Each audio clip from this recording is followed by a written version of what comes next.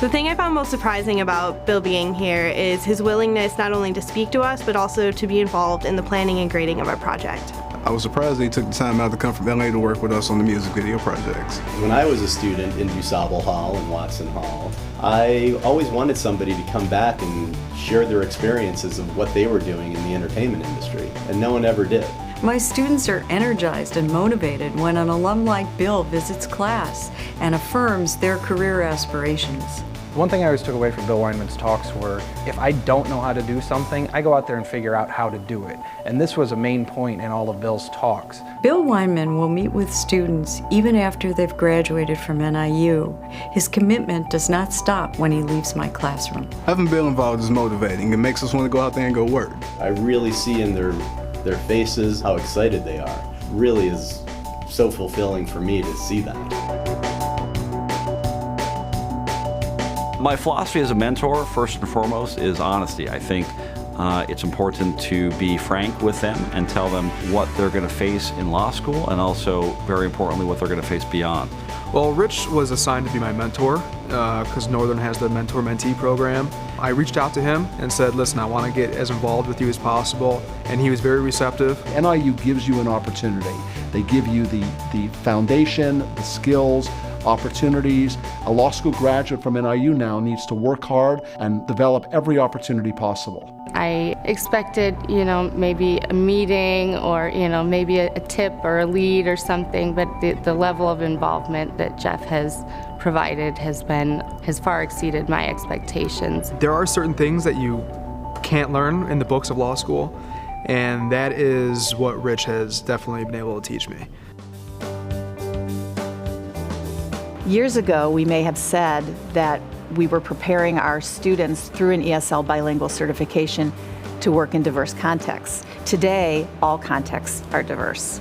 ESL is important because every year we have over 6,000 English language learners entering our K-12 system. And teachers, if they do not have an ESL endorsement, are not going to know how to be productive and effective teachers for these students. The English as a second language endorsement here at NIU is different, I would say, because it's extremely in-depth, and you're working with professors who have experience in the schools. The principals, the superintendents, the assistant superintendents, everyone I speak with, they say, James, send me your ESL teachers. They don't say send me your teachers.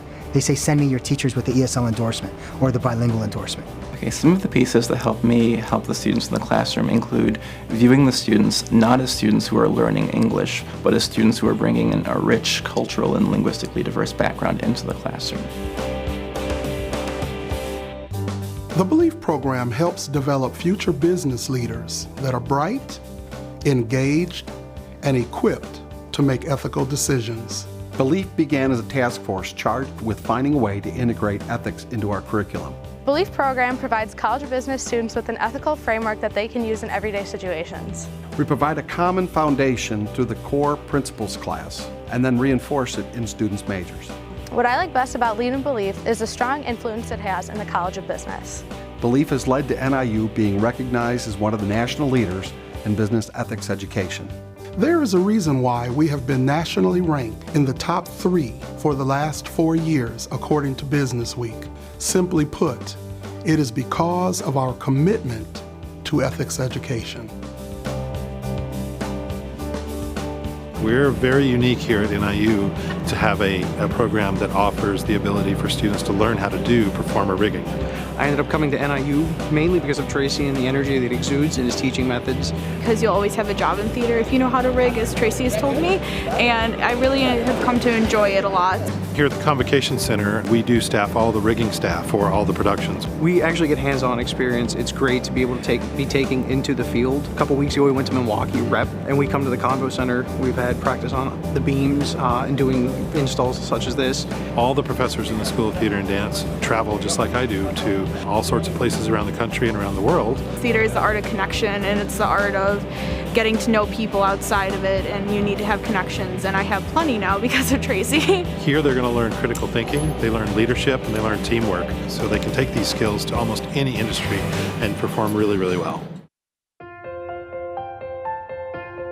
I think Omron and NIU have been together that I know of for over 10 years now. Since that time, we've had the opportunity to take interns in our organization. So I was able to talk with Addison Merchut, who works in one of the Omron laboratories that we have here, and he explained to me, hey, are you interested in having an internship this summer? I'm like, absolutely. By being involved in those youth organizations, they attain soft skills such as communication, such as leadership, teamwork, interpersonal skills. We get very well-rounded engineers from the College of Engineering at NIU simply because of the many different disciplines and skill sets that you have. Corporate sponsorships like Omron help us amplify the experiences that we gain in the classroom and in the laboratory. They could teach you as much as they want in your classes, and as much theoretical stuff and equations and math and all that kind of stuff, but really getting your hands dirty and actually being able to apply that stuff and that knowledge that you've gained through your classes, that's where it really comes in. When you're in Peace Corps, you think you're going in to save the world, and truly that was the sense that I wanted. Peace Corps has always been something that I've wanted to do, and when I had the opportunity to choose between the job that NIU was able to give me through my internship at Alexian Brothers and Peace Corps, I was able to talk to Rebecca Pritchard, and she pushed me in the direction of my goal, which was always Peace Corps. Normally I tell students when they're debating between doing something like a full-time career versus a Peace Corps opportunity, to treat it like another additional educational option. So I gave up a very good job that I really wanted and I loved for the Peace Corps, and I do not regret that. We are part of the global community, and especially with the public health background, we focus our education and our discipline and content around learning around the global community, so why should they not be part of this global community? I didn't save the world, I didn't save Uganda, but I know I changed someone, somewhere, somehow, and that's all I could have asked for.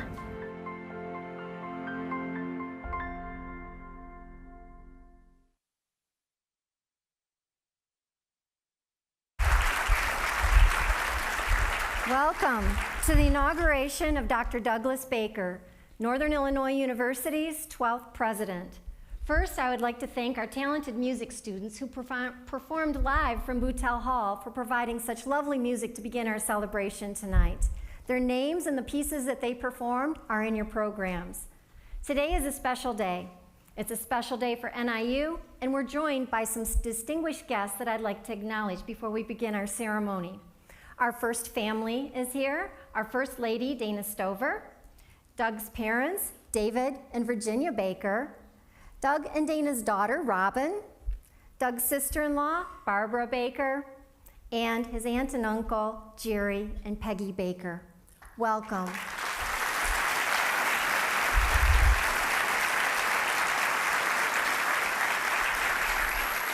We're also honored to be joined by President Emeritus John LaTourette and his wife Lil, as well as the Regency Professor Emeritus and past President Bill Bonat and his wife Jo. Welcome.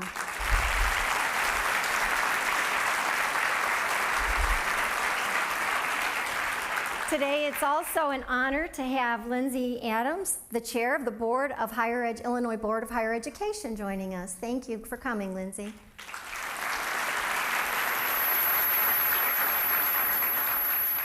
And we have some representatives from state and local representatives. The DeKalb Mayor, John Ray, is here. Our state representative, Bob Pritchard, and our state senator, Dave Severson. Welcome for joining us.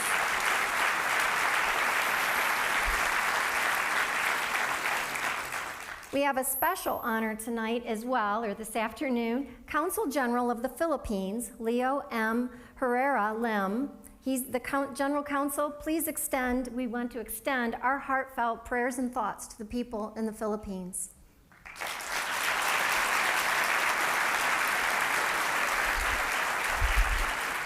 So thank you for sharing this historic moment with us, all of you, and we welcome you. Today we embrace a new leader, Dr. Douglas Baker. And also today we celebrate. We celebrate who we are, what we do, and most important, what we accomplish here every day.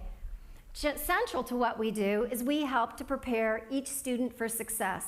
As you saw in the opening video, and as you've noticed in some of the speeches that Dr. Baker has given, near and dear to him is student career success. It actually is a common goal, a focus that permeates all disciplines and all departments. Student career success. So exactly what does that mean? It's success and happiness for whatever path our students choose after they receive their degree. And whether that's their dream job, continuing their education, sharing their knowledge by serving others, or by dedicating themselves to raising a family. Student career success means educating the whole individual for success in their life and their successes 1 year after graduation, 5 years, 10, 20 years after graduation. Albert Einstein said that education is what remains after you've forgotten everything that you've learned in school. To me, what that means is education is more than learning the facts and figures that you have to put down on an exam. Education is learning how to solve problems, think critically, apply yourself in new situations, learn different perspectives, and understand those differing perspectives. That's what enables our students and alumni to be successful. And we have many, many successful alumni. With us today is a two-time alumnus and the founding partner of a Chicago-based strategic consulting firm, and also the chair of our Board of Trustees, Dr. John Butler.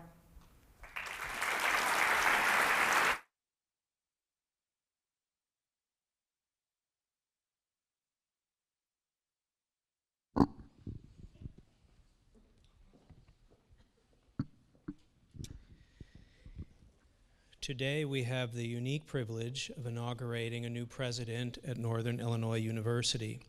In the 118-year history at NIU, this is just the 12th time a president has been installed, and it is my pleasure to represent the board on this very special occasion. The Board of Trustees consists of 8 members. 7 are appointed by the governor and confirmed by the Illinois Senate. 1 is elected by the student body annually, and I'm joined here today by 6 of my board colleagues. I'm going to state their names and ask that they stand so that we can recognize them. Robert Boy.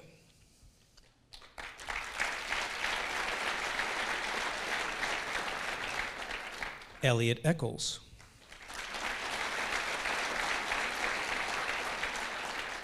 Judge Anthony Iasco.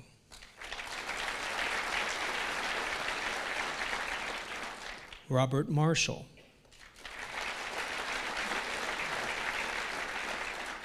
Sherilyn Muir.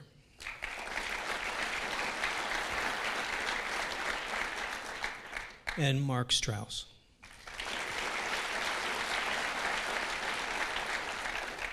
Thank you, trustees. Wheeler Coleman is unable to be here today, but sends his best wishes. According to Illinois law, the board operates, manages, controls, and maintains the university in accordance with the rights, powers, and duties vested by law, including the responsibility to choose the president of the university. The president, in accordance with board governing documents, is authorized to develop institutional policies, implement procedures, and engage the university community in activities which fulfill the purpose and mission of the university. These are challenging times for NIU and public higher education nationwide. At the top of these challenges is state higher education funding. Illinois, like most states, has seen a significant decrease in appropriations to higher education. During the fiscal year that corresponded with my undergraduate degree from NIU in 1992, state funds covered close to 57% of NIU's undergraduate instructional costs. By 2010, state funds only covered approximately 23% of those costs. The remaining 77% was funded with tuition. Recessions, first in 2001 and then in 2008, challenged Illinois public universities like never before. State support for public higher education was cut to the bone. And by 2013, state funding for operations at NIU had dropped to the same level as in 1995. The pressure to do more with less has become the norm. But it is also an opportunity, a significant one, to change the way we think about educating our students in order to best position them for success at NIU and throughout their careers. Another dynamic affecting higher education is the explosive role of technology. Today, online programs are delivering education to students across a wide geographic area, far beyond brick and mortar locations, requiring us to maximize our strengths, creativity, and expertise across all of our disciplines to develop exciting new content and approaches. Technology also plays a role in the transformation of our administrative activities. Now more than ever, it is important to not only track data of all sorts, but to be able to parse it into meaningful, actionable intelligence to be used for recruiting and admissions, student success, and post-graduation involvement and engagement. The students we educate have also changed. Today's increasingly diverse student population represents all ages, income groups, and races and ethnicities. A number of our students travel across the globe to pursue four-year and advanced degrees.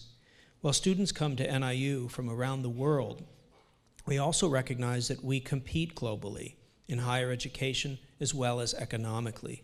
Employers expect graduates who are prepared for the rigors and complexities and the internal and external relationships that are characteristic of the modern workplace.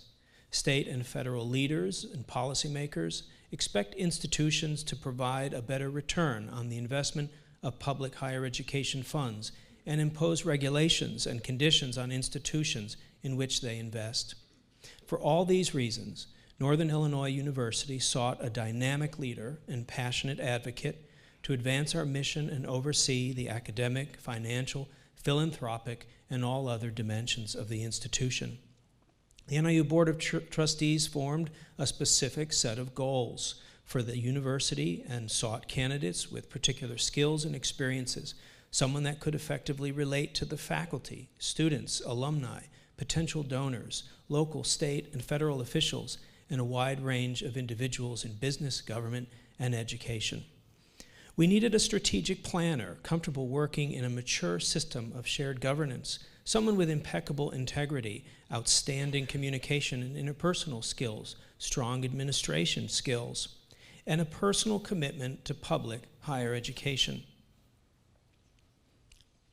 We sought someone with vision, creativity, high energy, and political astuteness, someone with a demonstrated commitment to diversity, and someone who possesses a personal style that engenders trust and respect. And that's what we got in Doug Baker. On behalf of the Board of Trustees, let me say that we couldn't be more excited about our selection of Dr. Baker. NIU's 12th president brings a rich background in business, organizational management, and higher education leadership to DeKalb. He's an expert in organizational structure and behavior, and his academic leadership capacities were cultivated across a span of a remarkable teaching and scholarly career. As provost and executive vice president at the University of Idaho, Dr. Baker guided the development, implementation, and revision of that institution's strategic plan during a period of fiscal challenges. He oversaw a complex and collaborative academic program prioritization that created a stronger and more efficient organization. As a board, we saw clearly that he had already, at another campus, met the challenges that we face at NIU. Dr. Baker impressed us in other areas as well. When you're searching for a university president, there has to be the right fit in terms of personality and demeanor. What we were drawn to was Dr. Baker's boldness. In this context, boldness means being able to quickly and confidently identify challenges. It means possessing a get-it-done attitude.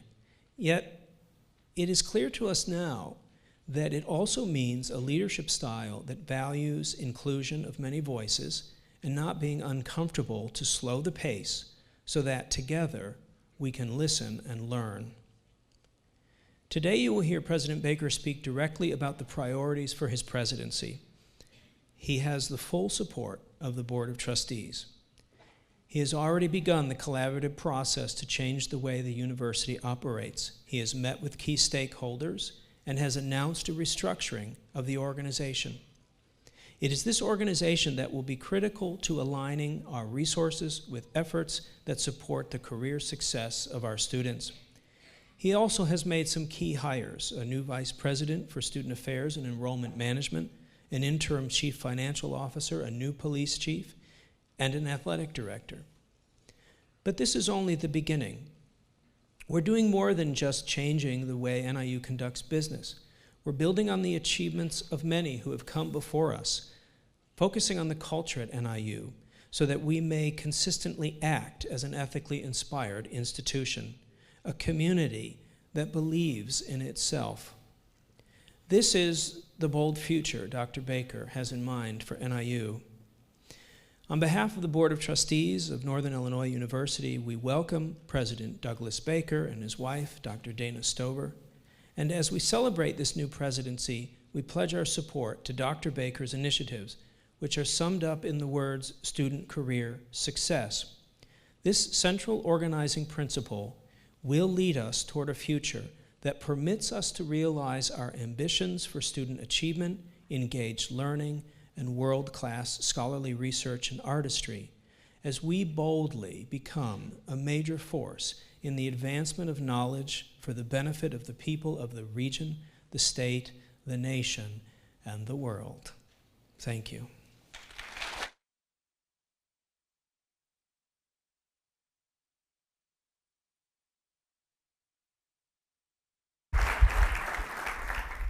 Thank you, Dr. Butler. We appreciate you and the entire Board of Trustees' support of Northern Illinois University and for student career success.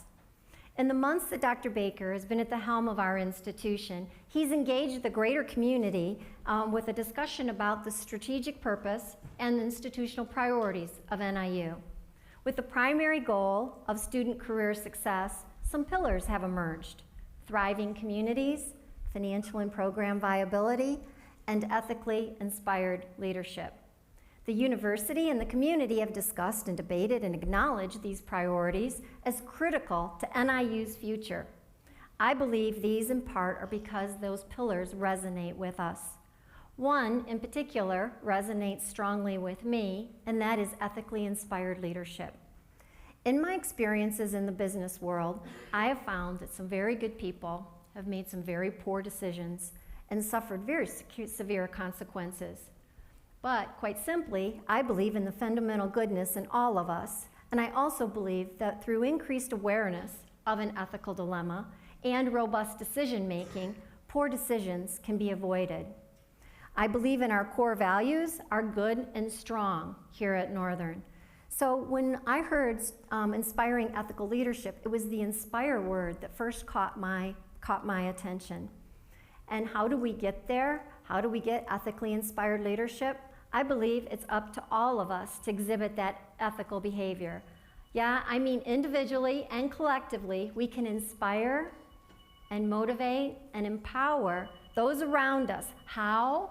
By modeling the behavior that inspires others to be the best of themselves by living our values every day. See, I see those core values in the faculty and staff all around us: respect, honesty, and trying to do the right thing. We may not always agree, and you know, that's okay, because we continue to learn when we disagree. But I have genuine respect and admiration for the many people that I've met throughout this campus. I know that they really believe that they're doing the right thing for our students, the right thing for their department, and the right thing for the university. And that's admirable. I also see it in my students. I see their core goodness, but so do others.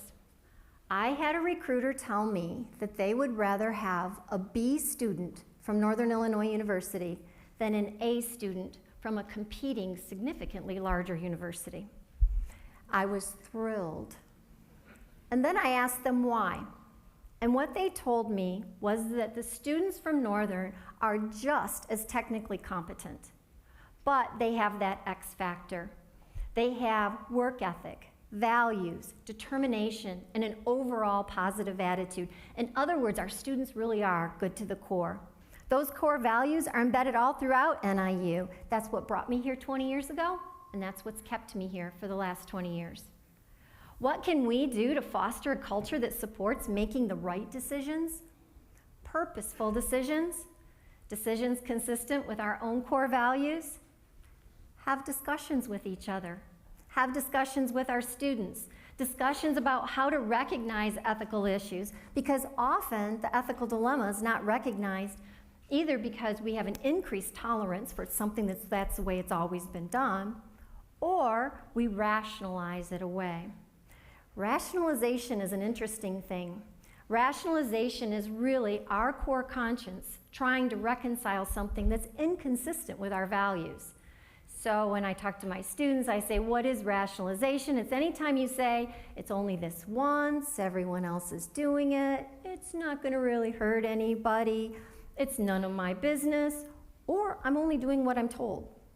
Rationalization is a strong warning signal. Have discussions with our students about how to give voice to their values when something isn't quite right. Encourage them to think about how to handle a difficult situation when it happens. Almost encourage them to think in advance of what types of things may happen so they have a personal script, so to speak, on how to handle that situation. How would they respond when something makes them uncomfortable? And let them know that it's okay to say, no, I'm not comfortable with this, or I need to give it some more thought. An example may be, we have a student that just turned 21, and the roommate is 20. And guess what the 20-year-old roommate says? Hey dude, can you buy me some beer? Or I have a student that just is going into my 10 o'clock class, runs into a student that just came out of my 9 o'clock class, and asks a student that's just coming and taking the quiz, hey, what was on Professor Smith's quiz? How would they respond to that type of pressure, that type of question from their peer? I'm sure our students face this and many, many more dilemmas on a daily basis. But if we talk to them about it, we can empower them with the moral courage to make the kind of decision, the tough decision. And you know what? It's their friend. They can do it with a warm heart. They don't have to be difficult with their friends when they're doing it. They can say, hey, you know, I'm really not comfortable. And you know what else I think is really cool? Because by responding in that manner, our students are modeling ethical leadership. By talking with our students and talking with each other about some of these difficult decisions, we're modeling and inspiring ethical leadership. There's no doubt that to be successful in the workplace, our graduates have to act with integrity. Integrity and honesty is critical to being successful in life. And our students want to do the right thing because they are good to the core. The most gratifying part of being a faculty member here is interacting with the amazing students that we have. They're bright, they're determined, they're passionate about their futures, and they work tirelessly to make their dreams come true. And there's no student to better exemplify that than Elisa Lopez. She came to NIU as a transfer student, and you know there's no one better to tell her story than Elisa herself. Lisa, could you please stand and share your story with us?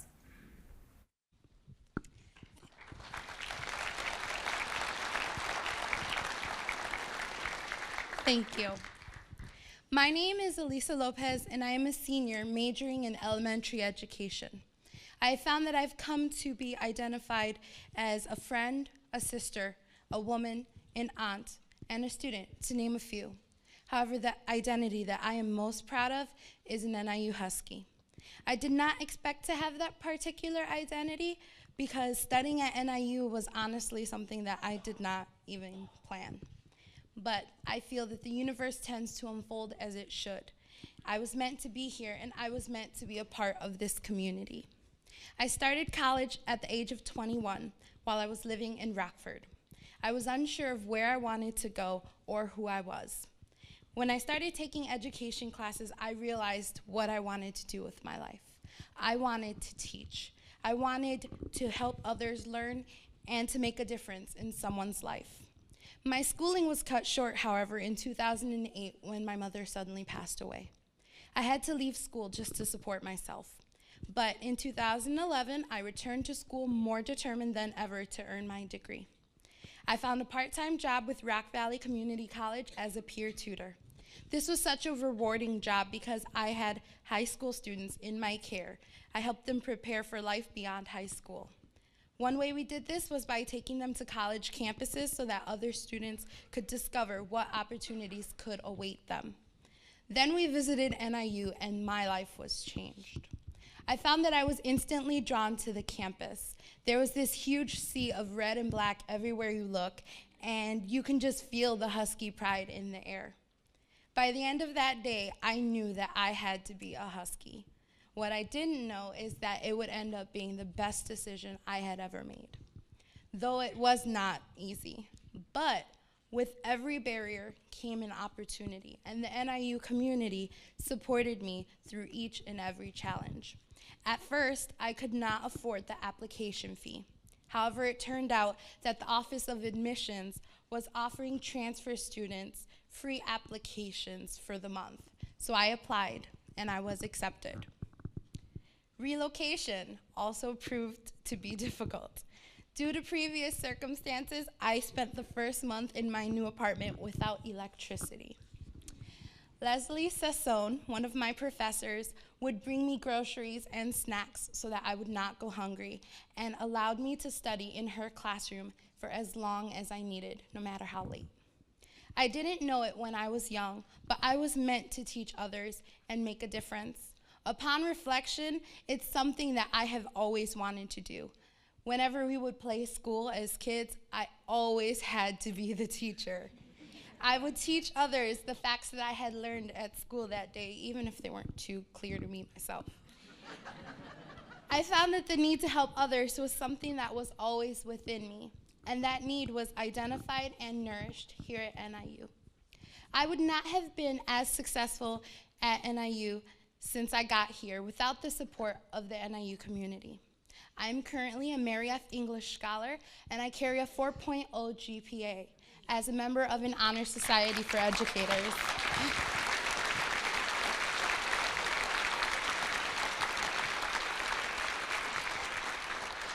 I am also a student employee and student blogger for the Office of Admissions.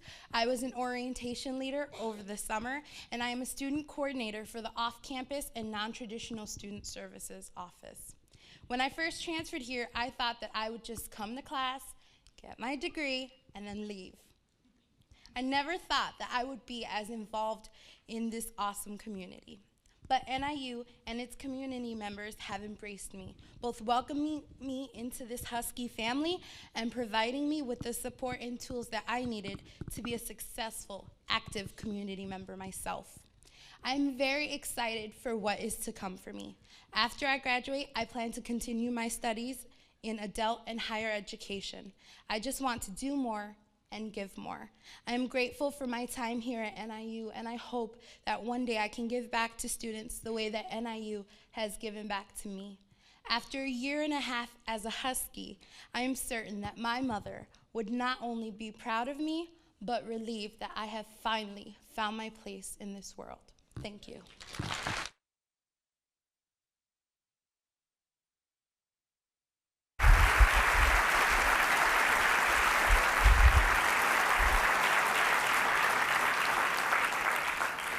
Isn't she amazing? Elisa, thank you so much for sharing your story.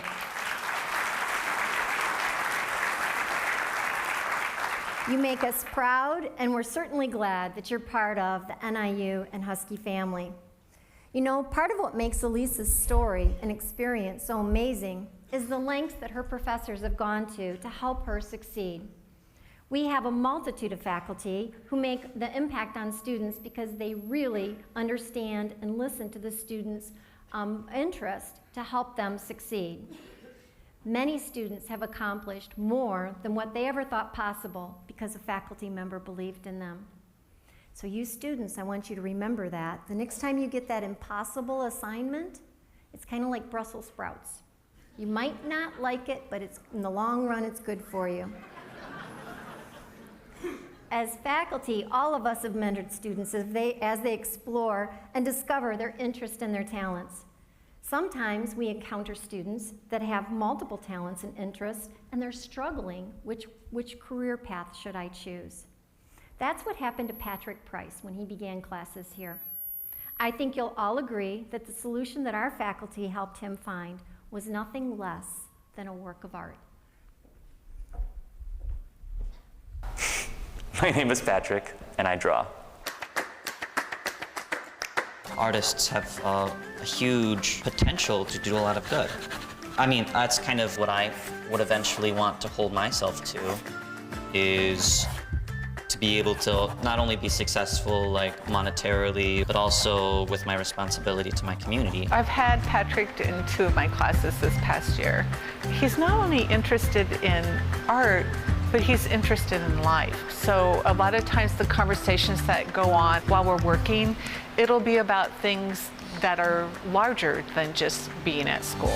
I really love biology. Biology is one of my biggest passions. Whenever I get a student who is talented in science, I want to do that push. Go into a science field, we need bright minds. And with Patrick, even I was conflicted because he's so talented in art. I couldn't pick between art or science, and so the combination in medical illustration is exactly what I needed and what I wanted all along. It really takes a good knowledge of anatomy to do any sort of illustrations for that, and so with him having such a great grasp, it's a home run for him. I'm involved in multiple things on campus. I'm in the honors program. Even though I'm not a vocal major, I'm in a student-directed a cappella group called the Husky Hunks. I sing bass. So as a McKern Fellow, Patrick is going to get an opportunity of a lifetime to be able to bring together the very important skills of innovation and critical thinking. My project revolves around gathering my own research of the plants and animals around NIU. Patrick's ability to represent is very strong. What's going to set the work apart is Patrick's way of thinking.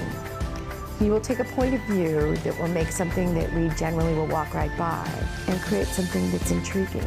It's also an opportunity to show NIU through the eyes of an art major, especially to the people who haven't been to NIU in a very long time. For them to be able to see campus and really see what's beautiful about it, and maybe have them remember what's really great about their alma mater. These students are getting the opportunity to do something that many of us don't have. Take away all the boundaries. What would you do if you could to make this world a better place? I just want to make sure that I'm giving back what I have so that none of it goes to waste, and that I'm using every opportunity that I have to make the world a better and more beautiful place.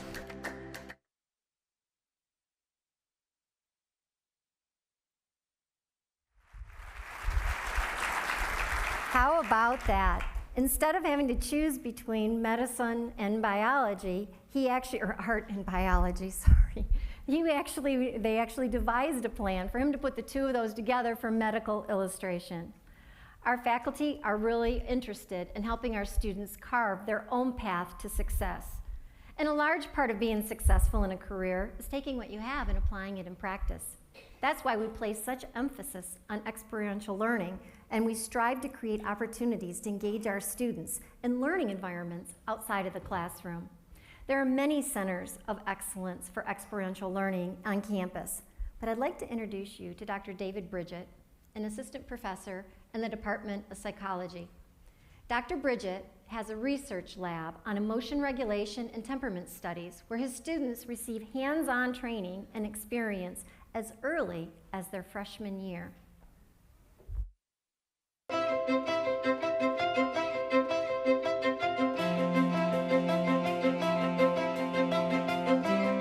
Over the last 4 years, undergraduate students have obtained over 21,000 hours of engaged learning experiences as a part of being a part of my research team. Well, research is becoming more and more important to be competitive for graduate school. So I first started off in the lab when I was a freshman working on my Research Wikis project. And I started by doing literature reviews and using a database to understand background literature. we're looking at what's called delay of gratification. And delay of gratification is a way of measuring self-regulation in young children. And it's really important to understand self-regulation in young children because self-regulation is related to so many issues that society is confronting right now. When I was looking at graduate schools, that was one thing that I knew that I wanted was a more hands-on mentor. I asked Dr. Bridget's grad students who are currently here kind of like, what is his mentoring style? They all said he is always in the lab. I would say what has surprised me is how collaborative the environment is and how involved the undergraduates are. The other project is really unique because we're developing a new way of looking at parent-child interactions only under the context of when children are very dysregulated and upset. What we've done is we're using a baby simulator, set it so that all the participants that we have in our study experience the same intense level of a child being upset. What I really liked about David was he is really eager to have people take on as much as they want to take on just so they can build their resume as best they can. I'm interested in applying for graduate school, and Dr. Bridget has been a great help in steering me into the direction that I think I need to go. My role is to provide information and opportunities to them to give them the skills they need to take the next steps. I really just set the stage and they go with it from there.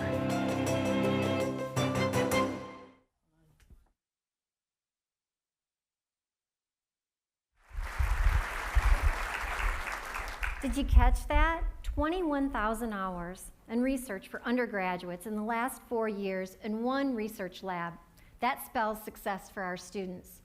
Some of the evidence of that success is Dr. Bridget's undergraduate students have accepted into master's programs twice the national average, and they're accepted into PhD programs 4 times the national average.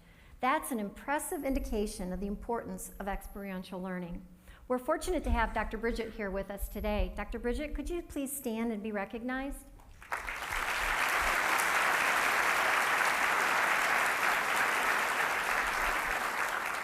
Thank you for all you do for our students.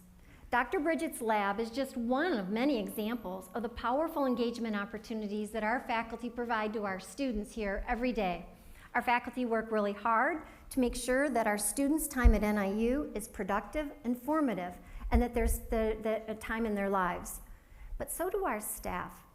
The Northern Illinois University staff assist in almost every aspect of student life, from student services to buildings, grounds, and maintenance, and everything in between. Our staff work tirelessly to make sure that NIU is a wonderful home for our students, and interacting with our students is some of the best part of their job. Those whose jobs don't really require interaction seek it out.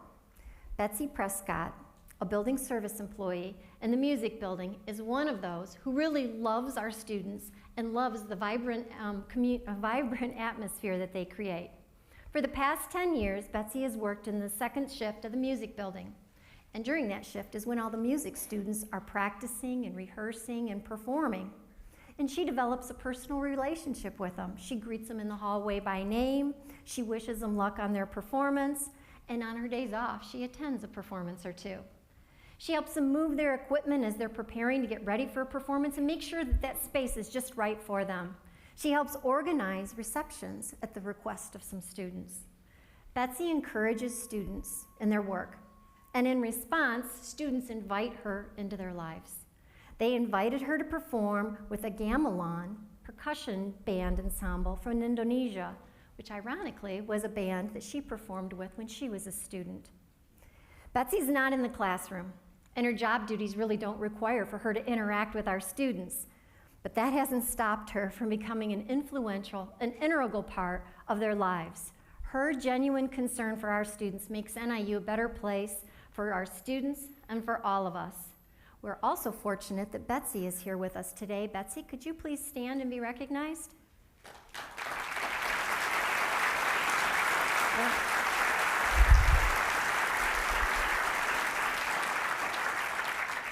Thank you, Betsy, for all that you do. No matter our role as faculty, the student is the beneficiary of all that we do. Isn't that why we're here?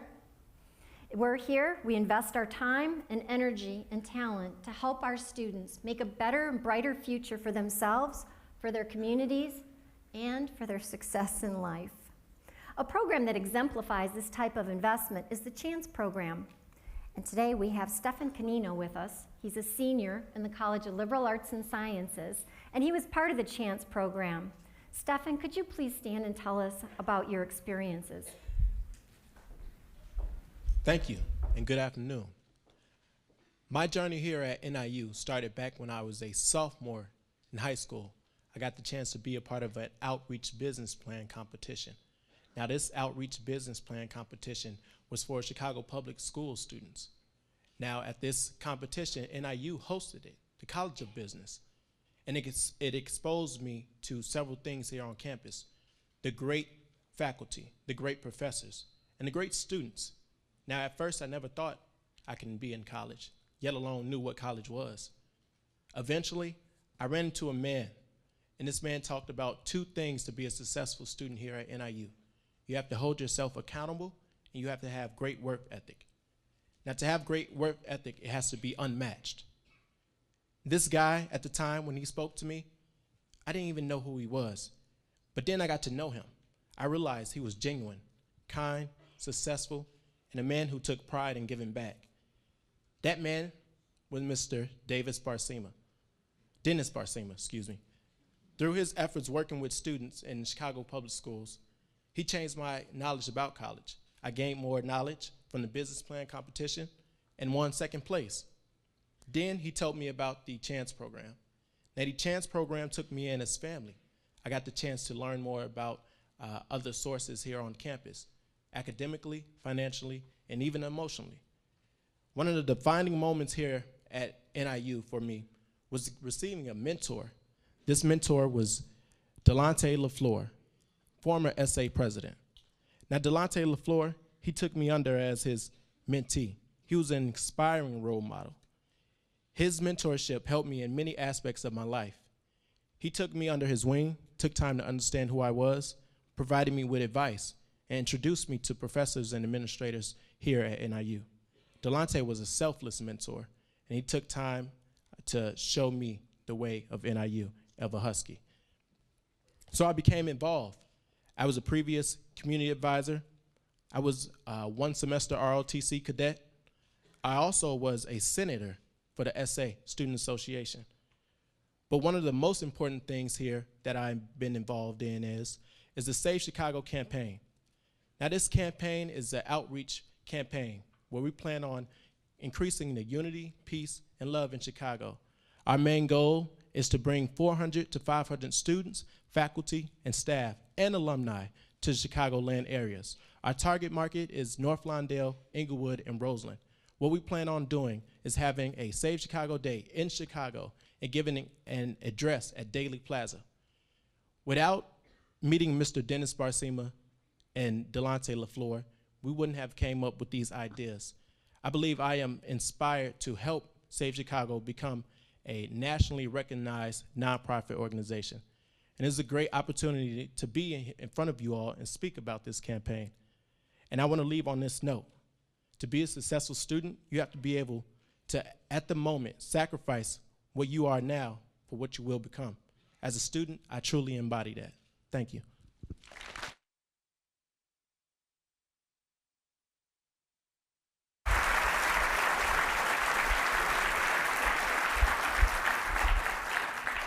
Stefan, thank you. What an amazing young man, already engaged in and giving back to the community.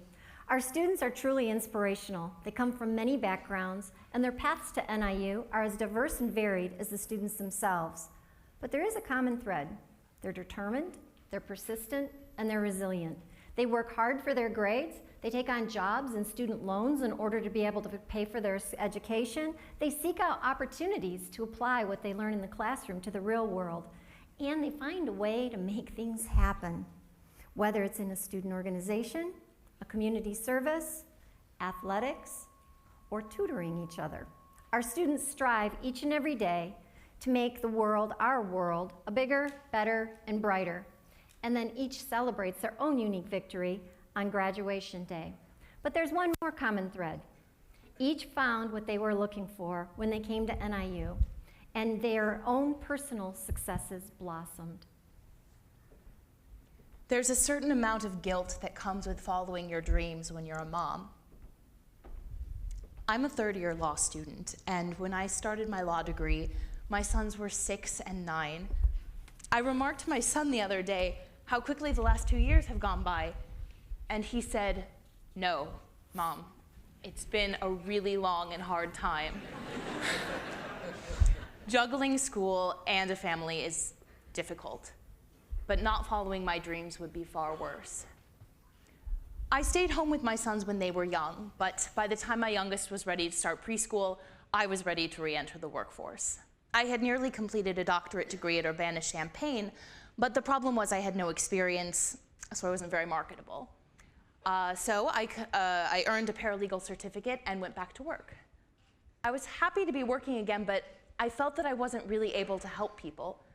My husband and my sister-in-law and my paralegal professors suggested that I earn my law degree. And at first I thought they were crazy. But I was familiar with the quality of NIU's law school, and after giving it some thought, I knew it was the right decision. Of course, I also knew it would be a lot of work. They say it takes a village, and mine rallied around me. My husband rearranged his work schedule and took up cooking, and my sister-in-law helps with the kids. Auntie worked at Northwestern Hospital, and there was always something special, something so important about the people that worked there. They were so professional and so driven, and they were helping so many people. They walked with a purpose. And I said to myself, why not me? And from then on, I've always wanted to be a nurse. In 2003, I applied for NIU and the Army Reserves. I didn't think that I would get into NIU on the first try, so for the next 7 years, I was taking classes when I wasn't on tour or training. I trained in Korea and Guam before I was called up to active duty in Iraq for Operation Iraqi Freedom. I served as a part of the 308th Tactical Psychological Operations Company, supporting the 25th Infantry. My experiences, they gave me better perspective. And our mission was to earn the trust of the Iraqi people. I gained better perspective. I learned to accept the natural differences, the unique differences that we all had. And in 2008, I ended my touring, and immediately I entered into NIU as a full-time student. And I was admitted into the School of Nursing. The nursing faculty were amazing. The passion that they had for the profession was contagious. Most inspiring was Dr. Rossetti. I took her psychiatric nursing class, and I couldn't help but feel the enthusiasm that she exuded for the profession. During clinics, I received psychiatric nursing firsthand, and I felt like I had found my calling. I loved the people that I worked with, and I felt that I could impact a person's well-being. I grew up in Bulgaria with my mom, a mechanical engineer and a single mother, and inherited her inquisitive mind. When I was home alone, I used to take apart our appliances to see how they worked. She and my grandpa fostered this curiosity in me. We used to fix the electronics in our house and build things together. My grandpa always encouraged me to explore and learn. I moved to the United States in 2000. I got a job and I took some time off school. 9 years later, my grandpa died. I felt like I'd let him down. And I decided I needed to start building a future for myself. So I took some engineering courses at a community college, and I loved it. In 2011, I was an exhibitor at NIU's STEM Fest, and it was then that I wondered why I hadn't considered NIU. I was trying to figure out where I wanted to continue my education at the time. I had already contacted a few schools. I even received a scholarship to go to Purdue, but I wanted to explore NIU. After 24 hours of my initial call, I was meeting with the associate dean and the chair of my department. Both gave me so much time and attention that I knew this was where I could build my future. And to top it all off, I was accepted as a participant in the research experience for undergraduates here the summer before I started class. I earned an internship with BP and was one of 2 NIU students selected to compete in the largest moot court competition in the world. I placed 2nd in our region. What I love most about the College of Law is the sense of community. Everyone knows each other on a first-name basis. My professors' doors are always open, and my classmates are supportive. I graduate in May, and after I pass the bar, my dream job is to work for the ACLU. Occasionally, that guilt still rears its ugly head, but I know I'm doing right by my sons. I'm teaching them that marriage is a partnership, that your future is worth hard work, and that it's never too late to accomplish your dreams. In 2013, I finished my degree, and I took a position in an adolescent, what is that word? It is an inpatient adolescent unit. That's a long word. At Linden Oaks Hospital. I really love working with people from all walks of life, and I really love just being there for them, because at the end of the day, we're all the same. We're all vulnerable to the human experience. I make sure my patients know that I am there for them and that they're not alone. And now, I too walk with a purpose. I earned my bachelor's and I started my master's in mechanical engineering. My mother loves that I followed in her footsteps. I'm the president of the Society of Women Engineers, very involved in NIU STEM Fest, and I was part of the robotics team that won Most Innovative Award at the UIC Jerry Sanders Design Competition.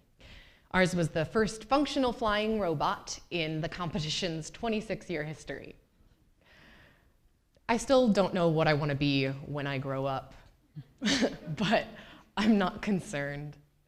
I know that NIU has made me such a well-rounded person that I will succeed in no matter what path I choose. And that would make my grandpa proud.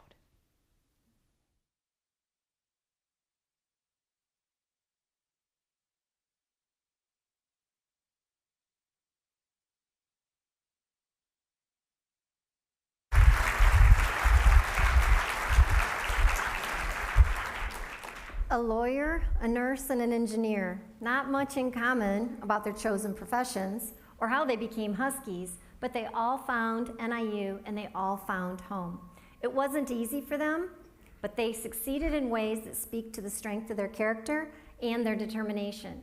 They overcame obstacles, they worked hard, they made difficult decisions, and they made some of the right decisions for themselves because they knew that's what success demanded. Since Dr. Baker has taken office, he has had a vision. It's been clear. Big, bold strides to secure NIU's future. He's brought together NIU faculty, staff, students, alumni, and the community to move us together forward. He has asked us to unleash our individual and collective potential in order to find solutions to some of the challenges that we face. He's invited us to be part of something bigger than ourselves, bigger than our department, bigger than our college, bigger than the university, to be part of our students' career success, part of their success in life. Our students' successes are undoubtedly their own, but as you've heard throughout this afternoon, those successes were not accomplished in isolation. Each student benefits from a strong community of faculty and staff and alumni who've come together for a common purpose. That's the same robust communiversity that will help us take NIU forward in the next step in our shared, bold future. Before I introduce Dr. Baker, I have an interesting fact I'd like to share about him. Some of you may not know some of the jobs he's had throughout his life.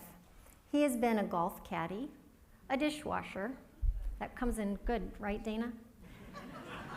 A bartender, a forest trail crew, a roughneck on an oil rig. He's worked road construction, a sugar factory mechanic, a punch press operator, a telephone maintenance person, and he ran a junior achievement program. Dr. Baker, you can hold a job, right? He has told me that all of them have taught him about people, teams, organization, and hard work. I'm honored to introduce to you our leader of our institution, the reason why we're celebrating today, Dr. Douglas Baker.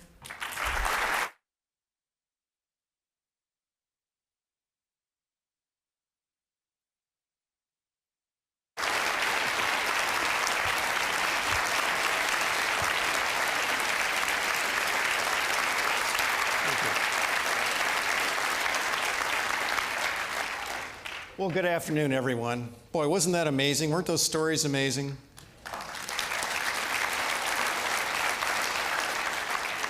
Thank you for being here today and sharing those stories and hearing those stories. They remind us what's great about this institution, what's great about higher education. They motivate us to do more. I want to start today with a quote, and I want you to think about who might have said this while I'm giving it. Are you ready? Today at NIU, we find ourselves in a position where we can assume leadership in forging what I shall call the new university. If the vision I'm sharing with you today comes about, I believe the new university will once again claim the prideful alliance of its faculty, students, and alumni. But this pride will be based not on nostalgia, sentiment, and football victories, but on continuing participation in the life of the mind. Any guesses who said it? It was Roten Smith, 45 years ago, when he was inaugurated as the 6th president of NIU. Now, he faced pretty turbulent times. This was the middle of the Vietnam War. It was also a time when our enrollments were at an all-time high. Vietnam was good for enrollments. It was bad for a lot of things, but it was good for enrollments. Those were really turbulent times. But he thought that university, our university, could excel through excellence and opportunity. And I think he's still right today.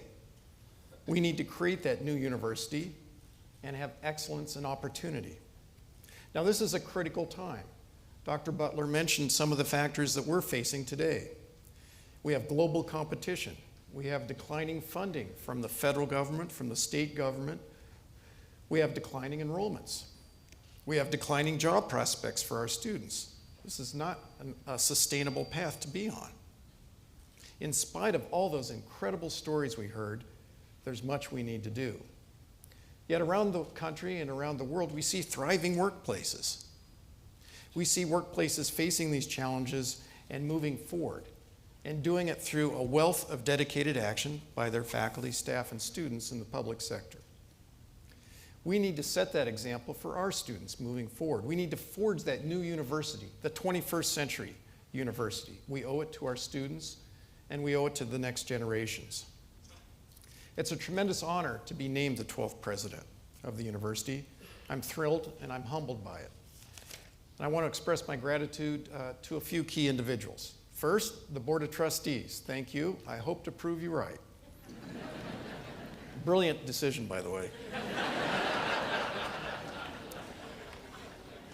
I want to thank my predecessor, John Peters, for his advice and guidance. He's been very gracious in helping us through this transition and giving me his 13 years of wisdom from his presidency. To the campus community for the warm welcome you extended to my wife, Dana, and myself. We've been warmly embraced by the entire community on and off campus. To the students of the university for making me excited about the job ahead and reinforcing while we're here. Those amazing stories we heard up here today, I mean, how can you not dedicate your life to helping those students succeed and succeed? To the alumni for your support and encouragement and your Husky pride. And alumni, I want to warn you, we're going to call on you to help the students be successful.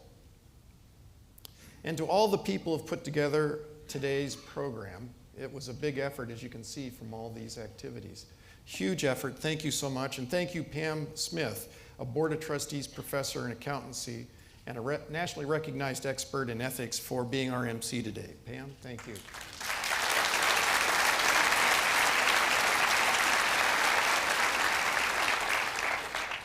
You know, NIU has amazing strengths. We're known internationally for our work on polar research, for the arts, for physics, for Southeast Asian studies. We're known nationally for a number of top-ranked programs: accountancy, business ethics, public administration. U.S. News and World Report has named us one of the top 100 universities in the country. Now, that's a pretty amazing thing, particularly when you think of the denominator. There's 4,000 colleges and universities in this country. We're one of the top 100. By the way, we're ranked pretty high in football, too.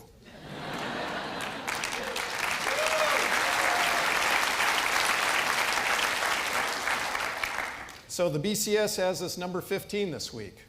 And after a big victory over Ball State tonight, we're going up.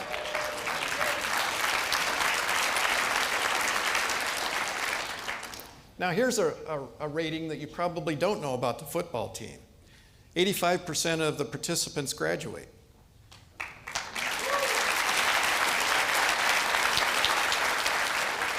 So among the top 25 football teams right now in the BCS, we're ranked 3rd in graduation rate.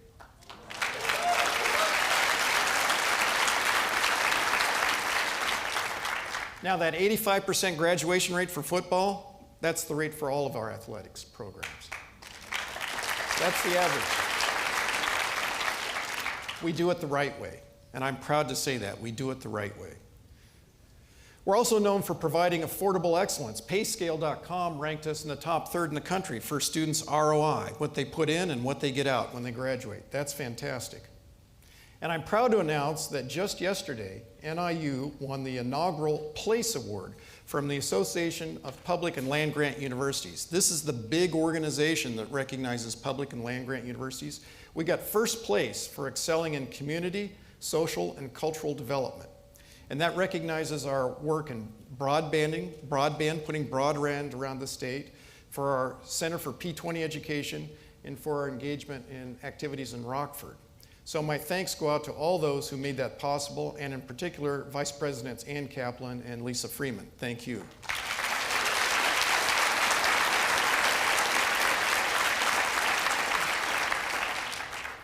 These are all things we can really take pride in, and they fill me with confidence about the future of this institution.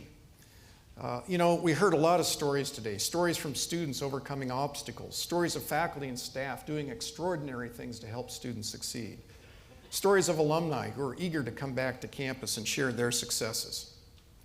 And that leads to my focus on student career success. Now, when I talk about student career success, I'm not talking about driving down deeply in a narrow vocational path.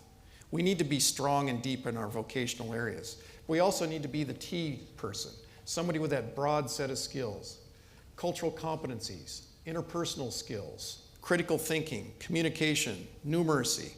We need to have all those so you have that T person who's broad and deep. That's what I'm talking about when I say student career success, preparing students for student career success. Allison Delgado, for example, who spoke in an earlier video, actually turned down a great job opportunity in the suburbs to go work in the Peace Corps and change lives in Uganda. That's somebody that had those T skills, and she used them effectively to transform lives in Uganda. You know, a university focused on student career success has caring students, faculty, and staff. We saw that in the earlier videos. We saw Tracy Nunnally, who literally teaches students to fly while instilling them in lessons about teamwork and leadership. David Bridget, who has provided an amazing 21,000 hours of engaged learning opportunities for his students. And Leslie Sisson, who went to extraordinary lengths to ensure that elementary education student Alyssa Lopez, who spoke earlier, had what she needed to succeed and felt at home at NIU. Fantastic. Now, those life-altering experiences ought to be available for all of our students. So let me talk about my vision for the university. First, I want to have a thriving, interconnected NIU community, one that connects us with our 250,000 alumni, 225,000 alumni, Joe tells me, with our 21,000 students and our 4,000 faculty and staff. That's a lot of people, isn't it? That's a big logistics issue. But if we can start tying those pieces together, we're going to be amazingly strong. And in that activity, we need to enhance our opportunities for students in their research activities. And we already see that in the Research Rookies programs. We have areas of excellence throughout the institution that we can build upon. We also see it in the arts. I don't know if you noticed when we were all getting ready for the ceremony to start, music was playing here on the big screen. That's actually live using our Internet 2 connection over to the music facility. It's an amazing opportunity for us to reach out nationally and globally. And speaking of globally, we had a quintet play in China a couple of weeks ago. They were invited over by a couple partner institutions that we're working with there. 4 of our students and a faculty member went over, and we're in the opening act for a week-long festival. They played 3 more times that week, and the attendance at that festival was 200,000 people. Wow. Is that getting them ready for student career success? You bet it is. In a global society. And when I say student career success, we do need to think globally. When our students graduate, they're going to enter the workforce in the public or private sectors. And whether they stay in DeKalb or go to Chicago or go to China, they're going to be in a global economy. And we need to prepare them for that. And we can do that by having students go overseas, or we can have them experience those global relationships by having students from overseas come here. We're going to work hard to build that. Successful alumni are also going to play a huge role in us going forward. Remember Bill Wyman's here on the screen. Remember, he's an alumnus featured in an earlier video who returned from Hollywood each year to work with our film students. What an amazing way to come back and give back to the next generation. I'd like all of our students to have mentors. In that first year, peer mentors to help them through that transition from high school into college. And then after that, you alumni, I'm going to call on you to help mentor our students through the rest of their academic career so that they're ready to go out into that world of work and they have your years of wisdom and insight to help them make that transition. I also have a vision that we're going to have a vibrant community. Mayors John Ray and Mundy have reached out to me and we've worked together already to help build community. We're working hard to look at ideas about how do we make this an even more vibrant college town? Wouldn't it be cool to be a cool college town? Are you in? Let's do it.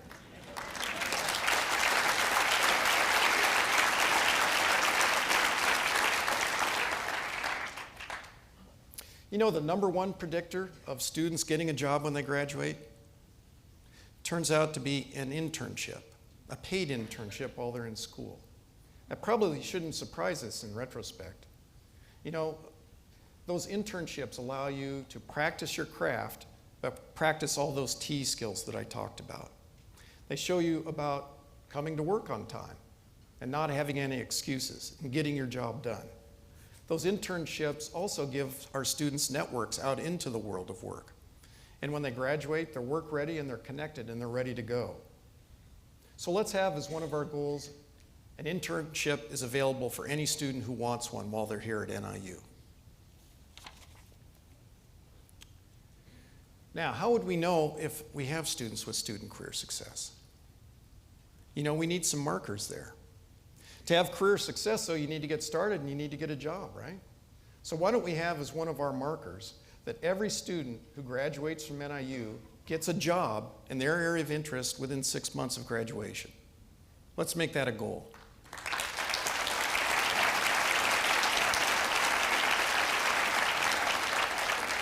Of course, some students are going to want to pursue graduate school. Some are going to want to start a family. Some are going to want to go to Uganda and help change the world.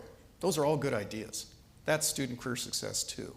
But let's have those career opportunities available for our students. Now, to do all this work, we're going to have to change our infrastructure. We're not put together right now to do all those things. We're going to have to make some changes. I mentioned earlier that idea about connecting our 225,000 alumni with our 21,000 students. That's going to be a logistical issue, isn't it? That's going to take us reorganizing how we do our work here, and that's going to take some investment. We're going to have to look at our budgets, we're going to have to prioritize them, and then invest where we need to invest to make that happen. So I've already begun taking some steps in that regard. And let me review for you a few of the steps we've already taken structurally in the institution to try and get us going in this direction. First, I've reorganized our finance area. Formerly, it's been all in one umbrella with finance, facilities, and human resources.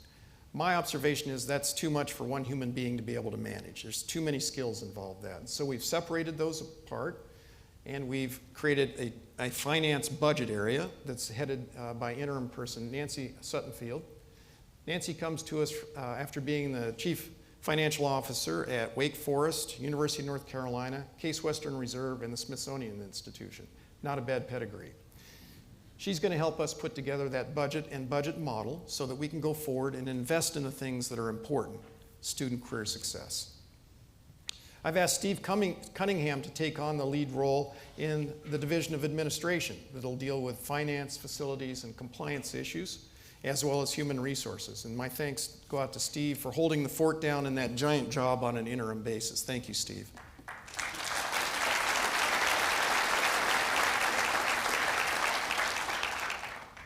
I've also created a new division for international affairs headed by Ray Alden. I chose Ray because he had broad experience as a provost, and I think international programs is going to be a critical component as we go forward and help students be successful in career success. So Ray's taken on the vice presidency for international affairs, and a couple weeks ago he and 4 deans and a number of other administrators went to China, and they spent a week there. And they had a very successful time. We've got a couple universities there that are very interested in working with us. In fact, they're so interested in working with us that the first week of December, they're bringing their top 23 administrators, their president, vice presidents, and deans here to our campus to continue building that pipeline. So congratulations to you, Ray, on that excellent first trip.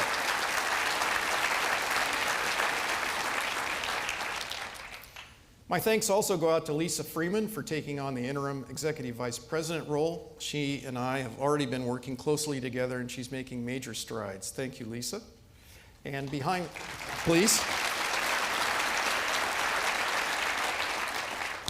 Lisa came from the vice president for research role, and as she left that position, Leslie Rigg has stepped in for the interim vice president for research role. So thank you for stepping up and doing that as well.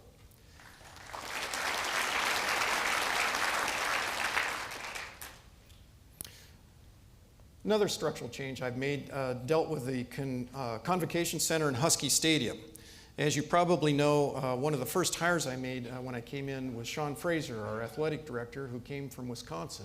And there he managed facilities for the University of Wisconsin, and he was bold enough to suggest he might know something about that. And he's still bigger than I am. So I said, okay, it's yours, go for it. And I've given him a charge though, and that's student career success. It's getting redundant, isn't it? How do we use our programming in the Convocation Center in Husky Stadium to enhance student career success? How do we build that sense of community? How do we build the fiscal pillars underneath it that are sustainable? And how do we do that the right way, in an ethically inspired way? So Sean, thank you for taking on that new role as well.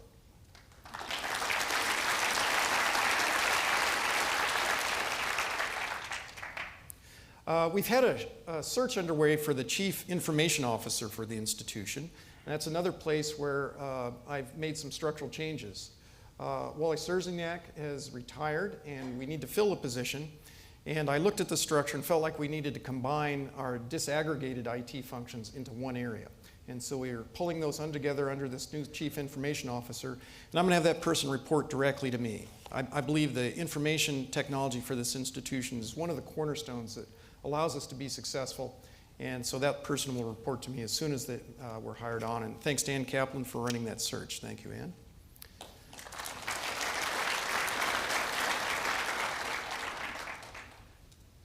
I've also charged Kathy Bittner with leading an enhanced and integrated marketing and communications program.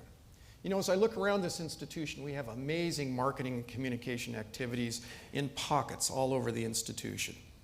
The colleges, enrollment management, alumni, foundation, excellent communications. Now I want to have them integrated. So we're rowing together and we're sending the same message out across the state so that we can recruit and retain the students that we need to go forward. So thank you, Kathy, for taking on this big role. I really appreciate it.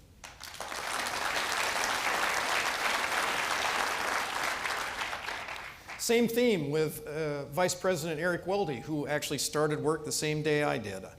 Eric actually asked me, was it legal for you to hire me because you weren't on the payroll either? Yes, it was, Eric.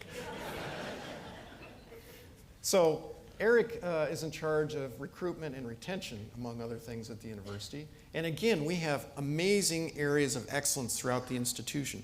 But if we can bring those together in coordinated fashions, we're going to be able to really rise our boat and move forward and enhance the number of students and their success at the institution. So Eric, thank you for taking on that challenge.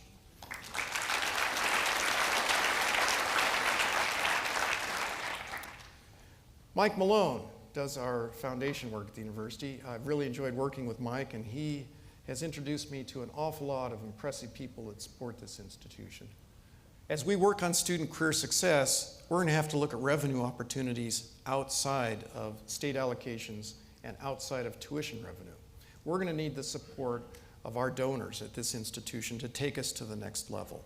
And Mike has been working across the college areas and other divisional areas, thinking about how do we do that effectively with an arrow pointed at student career success. So Mike, thank you for taking on that.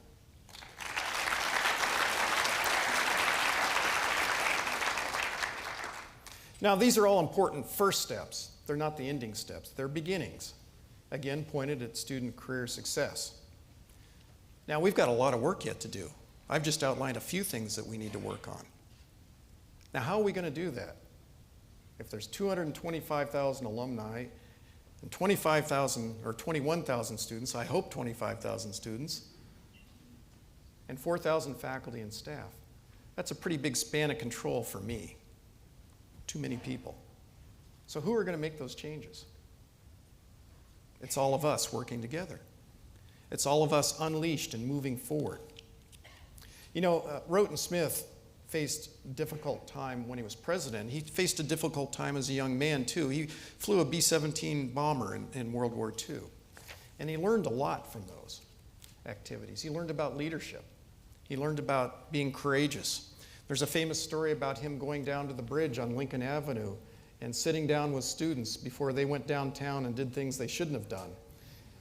Those were turbulent times, and that was brave of him to do. We need that comprehensive vision of a university that he had. You know, he had a vision for where we're going, and many of the things that he developed have come true. He saw us as an integrated teaching, research, and public university. We've become that. He started the Roten A. Smith scholarships for minority students seeking graduate degrees. Those have helped many.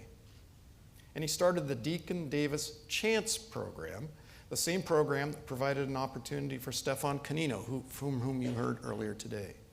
Those have made a difference. Now, those were chaotic times, and we face chaotic times too. But how do we take all this wisdom in this room around the university and among our supporters and bring it to the front so that we're working together toward these common goals? We've been trying to do that over the last month. We've had some Bold Futures workshops. Have any of you participated in those?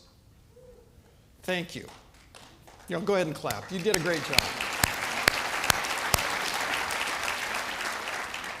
So for those of you who didn't, what are we talking about? Well, we had workshops for 800. Sounds like a Jeopardy column, doesn't it? These workshops brought together faculty, staff, students, alumni, community members, and they were led by Ron Walters. Ron, will you wave at everybody? And thank you for all your hard work. The objective of those was to bring people together to think about the challenges we face and then look for opportunity.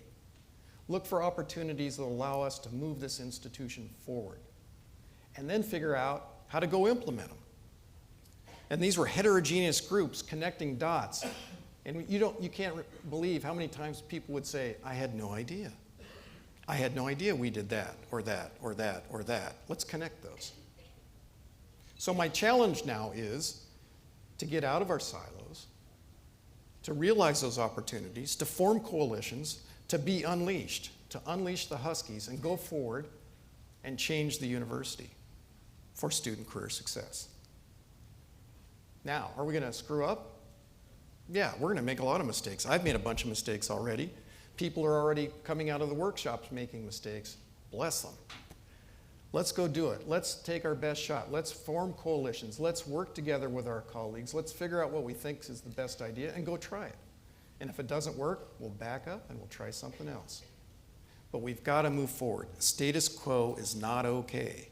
We're not going to succeed. We won't be relevant as a university if we try to be status quo. We can do that. You know, we've got an amazing foundation. I got teary-eyed a bunch of times watching these and listening to Alyssa and Stefan talk. I mean, were those amazing stories? Holy cow.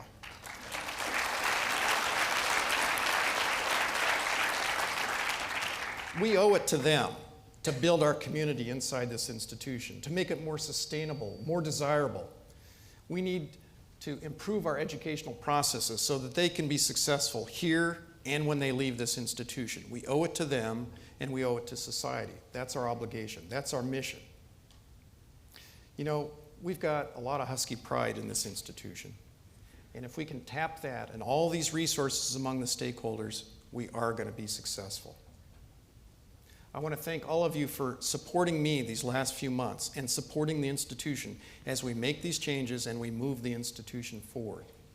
It is my privilege to serve as the 12th president of Northern Illinois University. Together, we're going to think beyond traditional boundaries, and we're going to accomplish great things. So forward together, go Huskies. Thank you.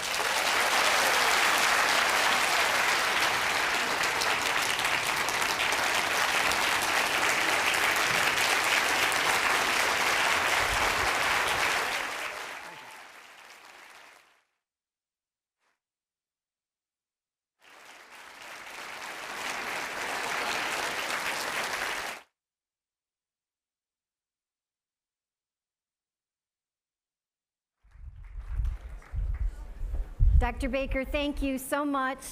Thank you for being part of NIU and for being a Husky. I'd also like, there's a couple other thanks I'd like to extend very quickly. The inauguration planning committees and steering committees, thank you very much for putting together this wonderful program. Their names are in your programs. And also for all the speakers and the participants today, and our production crew. As you know, something this big doesn't happen without all those behind the scenes people. Before you leave, make sure you feel free to visit the Made in History exhibit that's right outside of the auditorium. And President Baker and First Lady Dana invite you to join them for a reception in the Chick Evans Field House. There will be buses on the west side of the building that can take you to the reception, and there's ushers throughout that can help you. And don't forget to cheer on the Huskies tonight against Ball State, so go Huskies. Thank you.